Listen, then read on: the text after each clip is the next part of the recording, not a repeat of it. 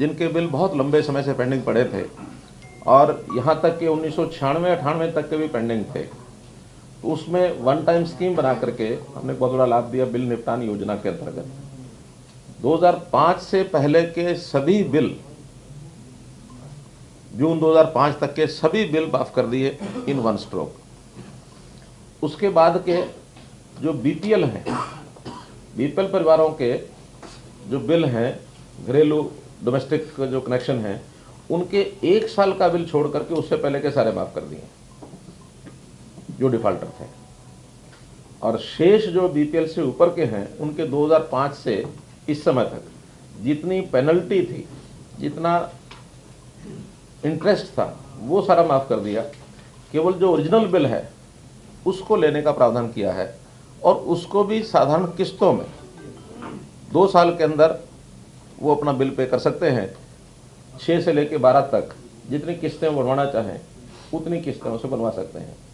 BPL का जो है, उनके जो जिनके डिस्कनेक्ट हो गए थे कनेक्शन या जो फाल्टी कनेक्शन थे, विवाद में थे, उनका भी 1 साल का जो मिनिमम जो बिल है 40 यूनिट प्रति महीना, अर्थात 480 यूनिट, कुल मिलाकर ₹2.5 के हिसाब से 1000 रुपया या 1200 रुपया उसका कीमत बनती है। उसको 100 रुपया महीने के हिसाब से उसको बिल लगेगा और वो भी किस्तों में दे करके उस काम को आगे बढ़ा सकेगा। इस प्रकार इस सारी योजना के माध्यम से जो निपटान हुआ है अभी तक, क्योंकि ये योजना हमारी चलने वाली है 31 दिसंबर तक, तो अभी कल तक का जो आंकड़ा है लगभग 1952 करोड़ रुपए के बिलों का निपटान हो गया, जिसके अंदर पावर डिपार्टमेंट को तो 252 करोड़ रुपए आए। 1700 करोड़ रुपया जो जुर्माना, पेनल्टीज या जो पुराने बिल माफ़ किए, उन सब का 1700 करोड़ रुपया ये जनता को माफ़ किया जा चुका है। और मैं समझता हूँ ये आंकड़ा 31 दिसंबर तक 2000 करोड़ रुपए से ऊपर जाएगा। तो एक प्रकार से 2000 करोड़ रुपया, 2200 करोड़ रुपया, जो भी कुछ आंकड़ा आएगा 31, क्योंकि लास्ट के डेज में ये कोई भी योजना होती है उसमें एक स्पीड बनती है, तो इन 4 दिनों में भी अच्छी स्पीड बनेगी। तो 2000 से लेकर 2200 करोड़ रुपये तक ये हमने जुर्माने और जो कुछ ओरिजिनल बिल्स ये सब उनको माफ़ किए हैं। और ये जो कुल उपभोक्ता इसमें आए हैं वो दोनों हमारे निगमों को मिलाकर 8,12,000 उपभोक्ता इन्होंने अब तक लाभ लिया है। ये 8,12,000 की अपेक्षा 10 लाख 11 लाख भी हो सकते हैं।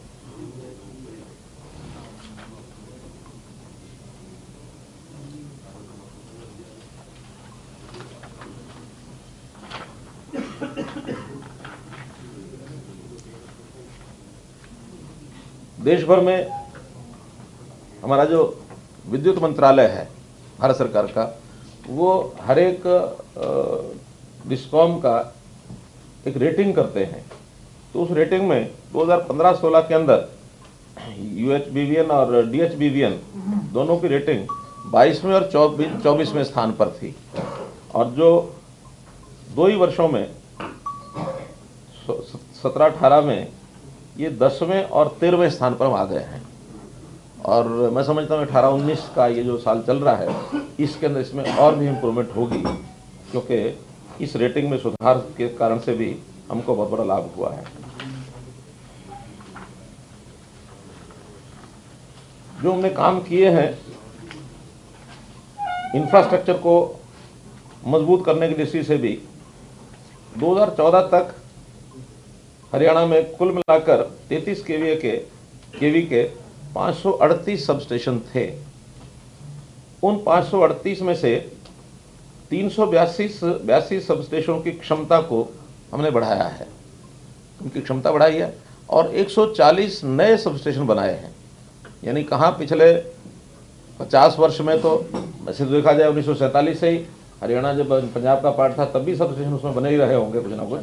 तो ऐसे देश आज़ादी के बाद कुल मिलाकर 538 सबस्टेशन थे, और मात्र 4 वर्षों में हमने 140 सबस्टेशन और नए स्थापित किए हैं। तो उससे इंफ्रास्ट्रक्चर कितना बढ़ाया है इसकी जानकारी मिलती है। नहीं, ये 33 केवी के हैं। नहीं, अब बढ़ाए ना, हमने क्षमता बढ़ाई है। वो जो 382 सबस्टेशनों की क्षमता उसमें 3940 MVA की वृद्धि की है। उनमें वो 33 के कम के रहे होंगे। ट्रांसफार्मर एक्स्ट्रा लगाए, वोल्टेज लेवल वही है 33 के भी, ट्रांसफार्मर अलग है, ये डबल किए हैं सर। जहाँ एक लगा हुआ था 12 MVA का, 12.5 का 25 के हुए। ट्रांसफार्मर्स की संख्या जहाँ तक है वो 14 तक 4,70,000 ट्रांसफार्मर्स कुल थे, जिसमें इन 4 वर्षों में 86,500 ट्रांसफार्मर्स की वृद्धि की है। अर्थात देखा जाए तो कुल ट्रांसफार्मर में लगभग 20% या 19% की ये वृद्धि हुई है इन 4 वर्षों में। इसी प्रकार जो लाइनें थी अभी तक 2014 तक 2,38,000 किलोमीटर की लंबी लाइनें थी, इसमें लगभग 10% वृद्धि और की है 4 साल में, तो 23,615 किलोमीटर लंबी लाइनें और बिछाई गई हैं। कुल कनेक्शन राज्य में 54,08,000 थे। वर्तमान सरकार में 4 साल में 10,87,000 कनेक्शन और नए दिए गए हैं, जिनमें लगभग 4.5 लाख कनेक्शन ग्रामीण क्षेत्रों के, जिन घरों में पावर नहीं थी, अविद्युतीकृत जो परिवार थे, उनके अंदर ये नए कनेक्शन दिए गए हैं। और जहाँ तक नए कनेक्शन ढाणियों में देने की बात आई, क्योंकि बहुत लगभग 10,000 ढाणियाँ ऐसी थी जिनके अंदर कनेक्शन नहीं थे, उसमें से भी 6,000 के आसपास ढाणियों में पहले हम कनेक्शन दे चुके हैं।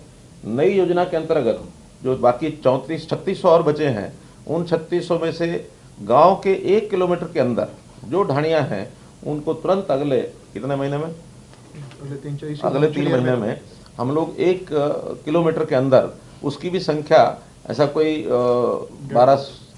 1400 ढाणियाँ हैं जो 1 किलोमीटर के अंदर और हैं, उनको भी 3 महीने में कनेक्शन दे दी जाएंगे। उनके लिए खोल दिए, जितनी लाइन बिछानी पड़ेगी वो डिपार्टमेंट बिछाएगा।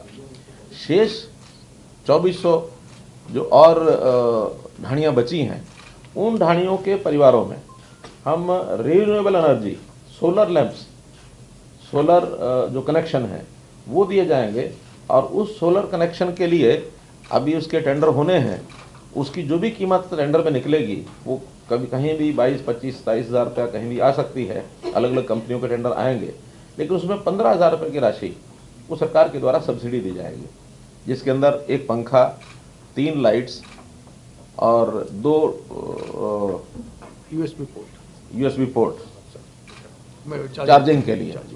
तो ऐसा ये कनेक्शन उन परिवारों में सोलर का दिया जाएगा ताकि वो अपना लाइट का उपयोग कर सकें, क्योंकि बहुत दूरी पर घर होते हैं। लेकिन आने वाले 3 महीने के बाद हम ये कह सकेंगे कि आज हरियाणा का एक भी परिवार ऐसा नहीं है जिसके घर में लाइट का बल्ब, ट्यूबलाइट वो नहीं जलती है। सब परिवारों में ये जो केंद्र सरकार की योजना है, योजना का नाम है उजाला योजना। उज्ज्वला तो है गैस सिलेंडर की, वो गैस सिलेंडर की, ये उजाला योजना है। वो तो मनोहर ज्योति हमने नाम रखा है, इधर की योजना का नाम उजाला। तो हर घर में उजाला हो, ये उस योजना के अंतर्गत देश भर का एक अभियान चल रहा है। उसके अंतर्गत हम अगले मार्च तक हर परिवार में ये कनेक्शन देने का काम करेंगे। 10 लाख स्मार्ट मीटर ये लगाने का हम काम कर रहे हैं, जिसमें पहला प्रयोग पानीपत में किया है 10,000 मीटर। ये स्मार्ट मीटर लगने के बाद कोई मीटर रीडर वहाँ नहीं जाता है, बिना मीटर रीड के ही डायरेक्ट वो जैसा मोबाइल का सिम होता है इसी प्रकार से उसकी रीडिंग डायरेक्ट डिपार्टमेंट को मिलती है। और आगे अब 10 लाख मीटर लगाने का काम ये शुरू हो गया है, जिसमें मुख्य रूप से करनाल, पानीपत, गुरुग्राम, ये जो शहर हैं, इन शहरों का ये काम पहले प्रारंभ में शहरों से कर रहे हैं, बाद में इसका विस्तार और ज़्यादा दिया जाएगा। 47 शहरों में IPDS योजना है बिजली डिपार्टमेंट की, उसमें व्यवस्था का सुधार के लिए अलग से 390 करोड़ रुपया खर्च किया जा रहा है। बहुत से ऐसे डिपार्टमेंट की योजनाएं हैं जिसके अंदर लगातार इसको हम बढ़ा रहे हैं।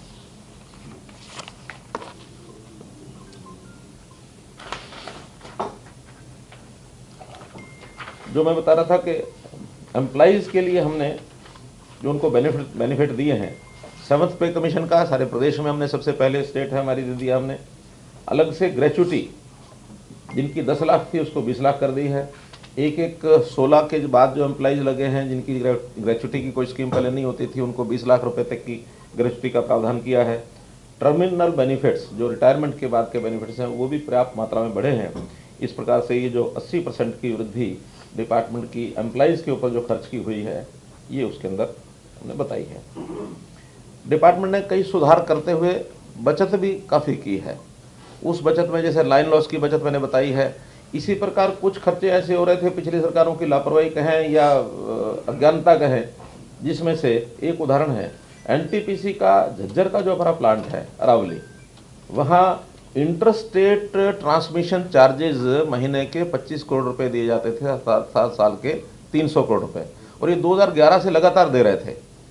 जब हमारे डिपार्टमेंट को पता लगा ये तो हमारे झज्जर के अंदर लगा हुआ तो इंटरस्टेट ट्रांसमिशन का कोई अर्थ नहीं है, तो हमने वो लड़ाई लड़ी। लड़ाई लड़ने के बाद पिछला जो है वो रिफंड अप्रैल में हमने डाल दिया है। आगे 30 करोड़ रुपया जो 25 करोड़ रुपया महीने का जा रहा था, यानी 300 करोड़ रुपये साल का, उसकी बचत होने लग गई है। ये एक बड़ी बचत हमने विद इन डिपार्टमेंट, जिसको कहना चाहिए कि जो बेकार में दिया जा रहा था उसको भी हमने उस बचत में हम लेकर के आए हैं। ये पिछले 4 साल की 5 साल कितने साल की है? 4 साल की 1120 की हमने क्लेम डाल दिया, 1120 करोड़ रुपए का, और आगे का 300 बंद हो गया। नहीं, ये एनटीपीसी देगी, क्योंकि एनटीपीसी को क्या हुआ है, पावर ग्रिड, क्योंकि पावर ग्रिड इंटरस्टेट ट्रांसमिशन के चार्जेस ले रहे थे। अब इंटरस्टेट कहाँ, झज्जर में उनका वो प्रोडक्शन होती है और झज्जर से हम लेते हैं, तो इंटरस्टेट तो है ही नहीं। रिफंड आखिर हमने डाला है, उसमें क्लेम में डाला, अगला तो बंद हो ही गया, अब क्लेम में डाला, हमको लगता है कि 1120 करोड़ रुपये हमको ही मिलेगा। सुधारों में हमने जितने पंप्स हैं, एग्रीकल्चर पंप्स, वहाँ एनर्जी एफिशिएंट पंप ये लगाने की मुहिम चलाई है। एनर्जी एफिशिएंट पंप लगाने के बाद जो पावर की खपत है वो लगभग 30% कम हो जाती है, तो 70% उसकी पावर कंज्यूम होती है, तो 30% की इसकी भी बचत हमारी होगी। साथ में हमने सोलर सिस्टम, इसको लगाने की अभी एक बड़ी मुहिम चलाई है। हमारा डिपार्टमेंट रिन्यूएबल एनर्जी ने 50,000 नए सोलर पंप्स लगवाए जाएं ऐसी योजना बनाई है, जिसमें 15,000 के टेंडर हो चुके हैं और वो 31 मार्च तक लग जाएंगे, जिसमें 5 किलोवाट के, 3 हॉर्स पावर के, 5 हॉर्स पावर के, 7.5 के और 10 के, ऐसी ये 15,000 पंप अलग अलग इसकी संख्या है। इसके लिए 75% की सब्सिडी हम उनको देने वाले हैं जो ये पंप लगवाएंगे, ताकि जितने ज़्यादा सोलर के ऊपर पंप लगेंगे उतना हमारा पावर डिपार्टमेंट का वजन ये भी कम होगा। 2300 पंप अभी तक लगाए जा चुके हैं कोसली में, गोहाना में, असंध में, इस इलाके में, और 2300 का हमने जब टेंडर निकाला था तो उसमें मांग ज़्यादा हुई, बाय लॉटरी सिस्टम उनको अलॉट किए गए। उसी में से ध्यान में आया कि सोलर सिस्टम पर लोग आकर्षित हो रहे हैं। अगले वर्ष में इन 50,000 पंपों को इनको पूरा किया जाएगा। 2 ब्लॉक ऐसे अभी हमने तय किए हैं जिसके अंदर हम उसको ऑनलाइन नेट मीटरिंग के माध्यम से सोलर पंप लगा करके देंगे। पूरा खर्च डिपार्टमेंट करेगा 100%।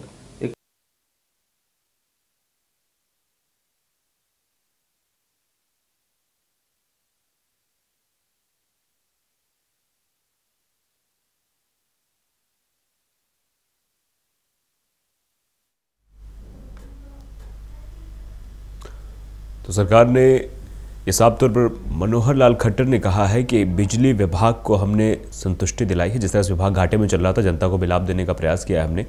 तो हरियाणा का 1 दिन का शीतकालीन सत्र होगा, जिससे पहले ये प्रेस कॉन्फ्रेंस की जा रही है, और प्रेस कॉन्फ्रेंस में जनता की भलाई के लिए और जनता साफ तौर पर कर्मचारियों की भलाई के लिए बीपीएल परिवारों का बिल पूरी तरह से माफ़ करने की भी बात यहाँ पे सीएम मनोहर लाल खट्टर ने कही है। तो प्रेस कॉन्फ्रेंस में कई सारी बातों का यहाँ जिक्र किया है, क्योंकि चुनावी मौसम है और लोकसभा चुनाव नज़दीक है, जिस कारणवश ये प्रेस कॉन्फ्रेंस काफ़ी मायनों में अहम हो जाती है। अभी निकाय चुनाव जीतने के बाद जिस तरह से ये प्रेस कॉन्फ्रेंस हुई है, शीतकालीन सत्र है, शीतकालीन सत्र में चाहेंगे कि जनता के लिए कुछ किया जाए और कर्मचारियों के लिए कुछ किया जाए, जिस वजह से फोकस करते हुए ये बात आज मनोहर लाल खट्टर ने कही है। 1 दिन का ये शीतकालीन सत्र होना है, उसके पहले ये प्रेस कॉन्फ्रेंस, और इस प्रेस कॉन्फ्रेंस में कुछ अहम फैसले, कई सारे कह सकते हैं कि जनता को लाभ देने की बातें कर रहे हैं। तो एक दिन का यह हरियाणा का शीतकालीन सत्र होगा, जिसके पहले ये प्रेस कॉन्फ्रेंस हरियाणा भवन में हो रही थी और प्रेस कॉन्फ्रेंस में ये कहा कि जो बिजली कंपनियों को लगातार घाटा हो रहा था, उस घाटे से उबारने का काम हमने किया है और साथ ही साथ जो BPL कार्ड धारक हैं उनका पूरा बिल माफ़ किया जाएगा।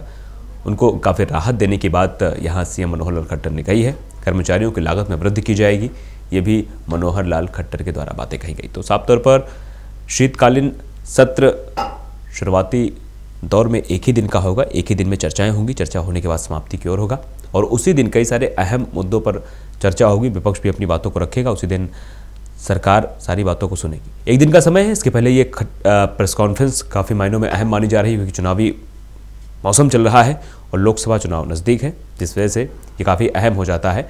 और इस प्रेस कॉन्फ्रेंस में जो फैसले लिए जाएंगे, जो बातें जनता को कहे जाएंगे, वादे किए जाएंगे और उनको अमली जामा पहनाया जाएगा, तो उसे साफ तौर पर आने वाले चुनाव में काफ़ी असर पड़ने वाला है। क्योंकि जिस तरह से निकाय चुनाव में बीजेपी का प्रदर्शन रहा, वो सभी ने देखा। 5 मेयर सीटों पर कब्जा कर अब कहीं ना कहीं सरकार और मनोहर लाल खट्टर भी ये समझ रहे हैं कि अभी भी हमारे पक्ष में है जनता, और जिस वजह से इसको बनाने के लिए चलिए ले चलते आपको हरियाणा भवन, जहाँ मनोहर लाल खट्टर प्रेस कॉन्फ्रेंस कर रहे हैं। पिछली बार इतनी थी, इस बार इतनी हो गई है, उसका कोई संशय होगा तो उस समय निपटा सकता है। ये किसी खास एरिया में कर रहे हैं कि पूरे स्टेट में लागू हो गया? पूरे स्टेट में लागू किया है हमने। क्यों? जी सर, पूरे स्टेट में लागू कर दिया। SMS से जा रहा है। कितने SMS हमारे जा रहे हैं इस समय तक, कोई फिगर है इसके हमारे पास? सर 70 से 75% लोगों के मोबाइल नंबर हैं जो हमारे, उन सबको जा रहा है। 75% तक ये SMS जाने लग गए हैं। बिल आ रहा है या बिल भेज रहे हैं और एक नया सिस्टम शुरू कर रहे हैं जिसमें कर दिया है, जिसमें रीडिंग जैसे ही लेंगे तो रीडिंग भी जाएगी, ताकि कोई ये इंश्योर हो जाए कि वो वास्तव में रीडिंग ठीक ले रहा है और अगर कोई गलत लेता है तो उसके बारे में ऑब्जेक्शन किया जा सके। एक प्रावधान और किया है कि जब बिल जनरेट होता है, कभी कभी हम देखते हैं, आप लोगों की रिपोर्ट के माध्यम से हमको जानकारी मिलती है कि 70 लाख का बिल आ गया, 80 लाख का बिल आ गया। अब होती तो वास्तव में एक टेक्निकल एरर, कंप्यूटर के जनरेटेड जो बिल होते हैं उसमें से एरर आती है। तो अब वो प्रावधान कर दिया है कि कोई बिल पिछले एवरेज बिल से अगर 3 गुना से ज़्यादा है तो वो बिल जनरेट ही नहीं होगा, प्रिंट ही नहीं होगा, ताकि आगे ये समस्या ना आए। 3 गुना से ज़्यादा अगर है तो तुरंत उसको वेरीफाई करेंगे। वेरीफाई करने के बाद अगर वास्तव में 3 गुना से ज़्यादा है तो उसकी तसल्ली करा करके कंज्यूमर की, तब वो बिल बनेगा। अन्यथा मान के चलते हैं कि मौसम के हिसाब से 2 गुना 3 गुना इतना अंतर तो कभी कभी आता है, या कभी व्यक्ति घर से बाहर चला गया, उसका मीटर नहीं चल रहा था, एवरेज में उतना डाउन आ जाता है। तो जो पिछले साल भर की एवरेज है उसकी, उस एवरेज से 3 गुना से अगर ज़्यादा पैसा, एक भी पैसा का बिल है, तो ऑटोमेटिकली वो रिजेक्ट कर देगा प्रिंट होना, डिस्ट्रीब्यूट सॉफ्टवेयर में टेक्नोलॉजी। सोलर कंज्यूमर को थोड़ी सी प्रॉब्लम है कि वो उनके बिल जो ऑनलाइन आते हैं उसमें मैनुअल वो करते हैं, तो उस पर अभी तो कोई सॉफ्टवेयर वो हो चुका था, सॉफ्टवेयर चेंज हो गया। सॉफ्टवेयर चेंज हो गया, बता रहा हूँ। कब से स्टार्ट हो गया?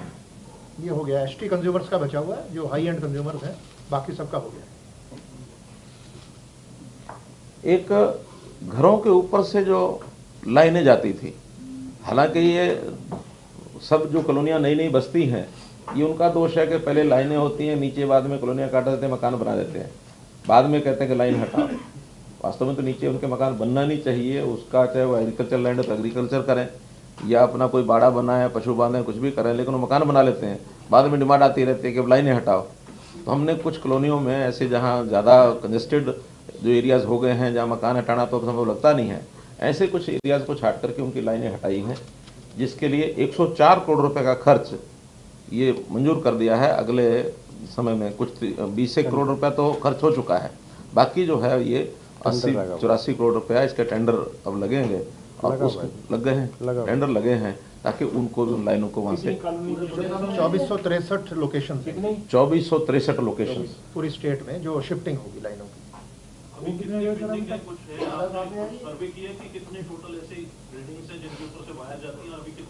अभी तो जिन लोगों की ओर से एप्लीकेशन आती है, जो लोग डिमांड करते हैं, उन्हीं के वो सारे हम करते हैं। अभी टोटल इसका सर्वे तो नहीं किया है, सर्वे करेंगे तो और भी इसमें मिलेंगे। तो जिनकी डिमांड आई है 100% सब आ गए, सर्वे करके, सर्वे कर लिया, 2463 सर्वे करके टोटल यही है, 100% ये सब हटाएंगे जो हट सकती है ना जी। दूसरा सर, आपकी डिफॉल्ट कितनी है टोटल, कंज्यूमर कितने डिफॉल्ट है, अमाउंट कितना है? एक मिनट अभी, एक मिनट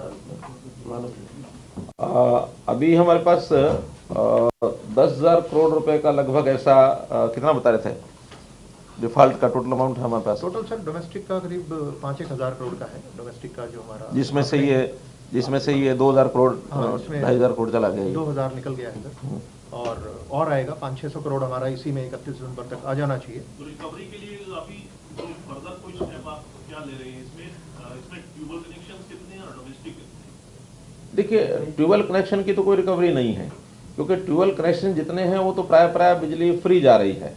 एक 10 पैसे यूनिट और एक 10 रुपये 15 रुपये पर हाउस पावर का ऐसा रेट है, और वो किसान भर देता है, उसमें दिक्कत नहीं है।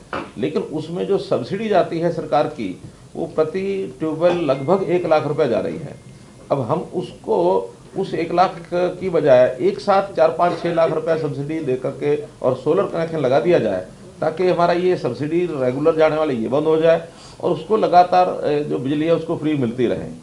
तो दोनों चीज़ें हैं, डिपार्टमेंट को भी फायदा है और किसान को भी फायदा है, क्योंकि किसान को दिन में अपने ट्यूबवेल चलाने का मौका मिल जाएगा। अभी तो हम रात को देते हैं, रात को चलाता है, तो इसलिए विन विन सिचुएशन है। हम सोलर पर ज़्यादा से ज़्यादा कनेक्शन उनको देंगे ताकि वो अपनी सप्लाई उससे जितनी आवश्यकता ले सकें। इंडस्ट्रियल कंज्यूमर में कितना डिफॉल्ट होगा हमारा रिकवरी के लिए? इसकी भी कोई आंकड़ा होगा तो बताएंगे। इंडस्ट्रियल में बहुत मिनिमम सा है, 400-500 करोड़ से ज़्यादा नहीं है, करंट का ही रहता है वो। करंट के बिल जो पेंडिंग है, ऐसा इंडस्ट्री को तो इंडस्ट्री चलानी होती है, जब कट जाएगा तो उसका तो उससे ज़्यादा नुकसान हो जाएगा।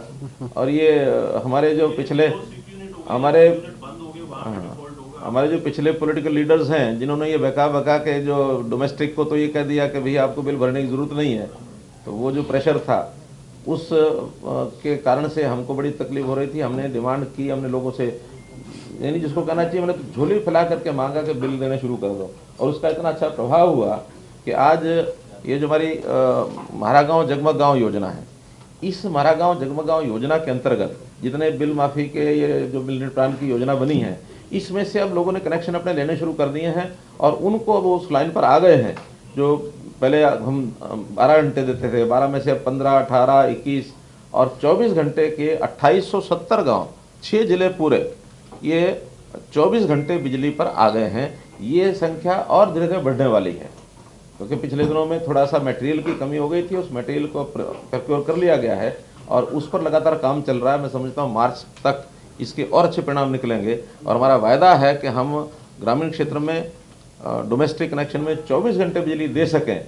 ये आज तक कोई सरकार पूरा कभी कर नहीं पाई है। अगर एक बार चौधरी बंसीलाल जी की सरकार थी, जब उन्होंने कहा था कि मैं 24 घंटे बिजली दूंगा, 150 गाँव तक वो पहुँच पाए थे 24 घंटे में।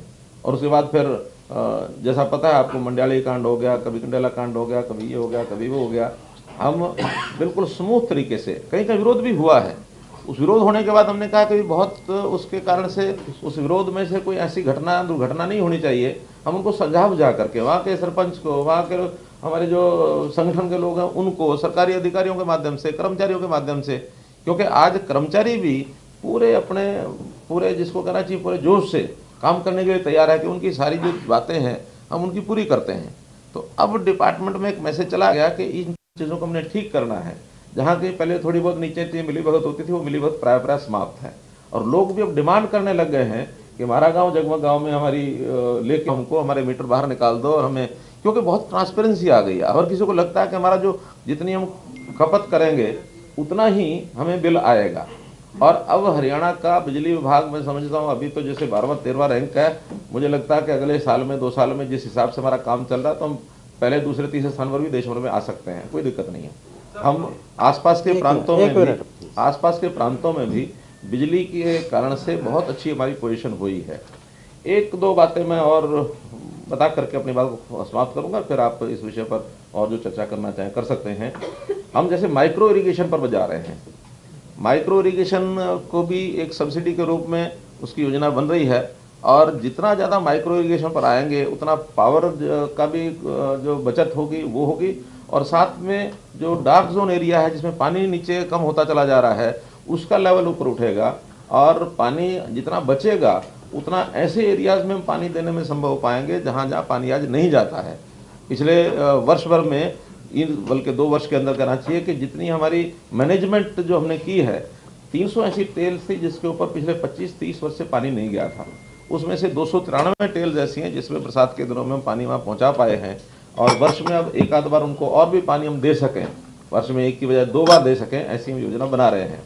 रिचार्जिंग के नाते से भी बहुत सा एरिया ऐसा है कि हम उस पानी के कारण से हम जो डिप्रेशंस हैं उसमें हम पानी ले जाते हैं ताकि उसका रिचार्जिंग भी हो। उदाहरण के तौर पर मसानी डैम है, मसानी डैम में 5 से लेकर 8 फुट लेवल तक पानी हमने पिछले साल भी इस साल भी वहाँ दिया है, जिसके कारण से 30 से लेकर 50 फुट तक पानी ऊपर आया है।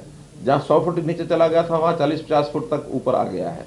तो ये पानी के कारण से, पावर के कारण से दोनों का जो एक नई योजनाओं में हमने इसका माइक्रो इरिगेशन के नाते से हमने उसका लाभ उठाया है। एक घोषणा मैं करना चाह रहा हूँ कि हमारे जो पेंडिंग एग्रीकल्चर ट्यूबवेल्स के कनेक्शन हैं, अभी तक दिसंबर 2013 तक के कनेक्शन हमने रिलीज़ किए हैं और 2013 के बाद वर्तमान समय तक जो नए कनेक्शंस हैं वो लगभग संख्या 44,000 कनेक्शन की है। और इसमें छोटे भी हैं, बड़े भी हैं, 3 हाउस पावर, 5 हाउस पावर, 7.5, 10, 15, 20 सब हाउस पावर के इसमें कनेक्शन है। इसमें हम कुछ छोटे कनेक्शंस हैं वो तो सोलर के माध्यम से उन पंप्स को देंगे और जो बड़े कनेक्शन हैं वो हमने पावर डिपार्टमेंट को देने हैं। आज ये घोषणा कर रहा हूँ मैं कि इस दिसंबर 31, 2018 तक, हालांकि 4 दिन अभी बाकी हैं, उसमें जितने कनेक्शन हैं उनको सबको हम आज रिलीज़ कर रहे हैं, सबको रिलीज़ कर रहे हैं। आज 3 महीने के अंदर अंदर सबको डिमांड नोटिस चले जाएंगे और उन डिमांड नोटिस के आधार के ऊपर जैसे जैसे लोग अपना पैसा जमा कराएंगे, जो जो आवश्यकताएं उनको करनी है, जो रिक्वायरमेंट है वो पूरी करेंगे, उसके बाद उनको कनेक्शन सबको दे दिए जाएंगे। और इस कनेक्शन का जो लगाने का अगले 6 महीने 8 महीने में सब कनेक्शन लगा दिए जाएंगे 31 दिसंबर 2018 तक के। अभी 44,000 कनेक्शन ये हैं। इन 44,000 में से लगभग 20,000 25,000 तो सोलर के जाएंगे, 15,000 तो जैसे मैंने बताया कि 31 मार्च तक चले जाएंगे। और उसके बाद भी जो बड़े कनेक्शन हैं 5, 7.5 और 10 के, ये अगले दिनों में भी जाएंगे। लेकिन सब 44,000 में जितने सोलर की तरफ आकर्षित होकर के चले जाएंगे वो सोलर की में जाएंगे, बाकी सबको पावर कनेक्शन की ओर देंगे। क्योंकि मैंने बताया सोलर की हमारी पॉलिसी बहुत आकर्षक पॉलिसी बनी है कि वो अपना बिजली भी यूज़ करेगा और जहां ऑनलाइन सिस्टम होगा उसमें 1 रुपया यूनिट उसको अतिरिक्त जो बिजली बचेगी उसकी, जिसको यूज़ नहीं कर पाएगा उसको उसका पैसा मिलेगा। तो इस नाते से ये 44,000 के 44,000 कनेक्शन हम अगले वर्ष में पूरे दे देंगे, तो ऐसा हमारी 31 दिसंबर तक के कनेक्शन को डिमांड नोटिस भेजेंगे। तो हाँ, डिमांड तो जाता ही है, तो साल लग जाएगा। हाँ, क्योंकि उसमें पहले तो उसका सर्वे होता है, ठीक है, जैसे उन्होंने अप्लाई किया होगा, सर्वे के बाद डिमांड नोटिस के बाद वहाँ इंस्टॉलेशन, और इंस्टॉलेशन में इसमें साल जो तो तुरंत एक कनेक्शन है उसके पास का कनेक्शन है वो तो 10 दिन में मिल जाएगा। लेकिन मानो कहीं कनेक्शन ही 2 किलोमीटर 4 किलोमीटर दूर है तो उनमें सब में उस डिमांड नोट के आधार के ऊपर उसका पैसा जमा कराना और उसके बाद वहाँ इंस्टॉलेशन करना। ये सर सोलर कनेक्शन के लिए कंपेलिंग होंगे या वॉलंटरी किस तरह से होगा? उनको लेना ही होगा सोलर? नहीं, कोई कंपेलिंग नहीं होगा, दोनों तरह की छूट है। और दोनों तरह की छूट में जो लेना चाहेगा, जिसमें मैंने बताया 2 ब्लॉक्स तो 100% सब्सिडी वो तो अपने आप ही लगाएंगे। पावर डिपार्टमेंट पावर का हो या सोलर हो, उनको इसमें अंतर पड़ना नहीं, उनको पैसा लगाना नहीं। तो 468 तो हम अपने आप लगाएंगे, लेकिन बाकी सब छूट के ऊपर होगा वो कौन सा लगवाते हैं। श्री मनोहर लाल प्रेस कॉन्फ्रेंस कर रहे हैं और साफ तौर पर ये कह रहे हैं कि बिजली के लिए जो व्यवस्थाएं हैं और उनको हम सही करेंगे, सुदृढ़ करेंगे। बीपीएल परिवारों का बिल पूरी तरह से माफ़ किया जाएगा, खट्टर सरकार ने ये भी कहा है। 4 सालों में प्रदेश को आगे बढ़ाया गया और आगे बढ़ाया जाता रहेगा। क्योंकि चुनावी मौसम है तो सीएम मनोहर लाल खट्टर कोई भी चांस, मौका नहीं छोड़ना चाह रहे हैं। और कर्मचारियों की लागत में वृद्धि हुई है सरकार में, और साफ तौर पर जब ये सवाल पूछा गया कि जो डिफ़ाल्टर उनको फ़ायदा होगा, बिजली बिल माफ़ होगा, और जो नियमित रूप से भुगतान करते हैं बिजली का, उनके लिए सरकार क्या योजना लगे, तो साफ तौर पर ये बिजली के बिल ना माफ़ करने की बात कहते हुए सीएम मनोहर लाल खट्टर ने अपना बचाव किया और साफ तौर पर कहा है कि हम बिजली कंपनियों को साथ साथ लेते हुए, उनको भी फ़ायदा पहुंचाते हुए, और बीपीएल कार्ड धारक जो हैं उनका बिल माफ़ किया जाएगा, उनको राहत दी जाएगी, और जो कर्मचारी हैं, कर्मचारियों को भी राहत दी जाएगी। कई सारी योजनाएं हैं, कई सारी परियोजनाएं जिनके बारे में लगातार सीएम ने बताया, और सीएम ने यह भी कहा कि जिस तरह से योजनाएं चलाएंगे जनता को लाभ मिलेगा।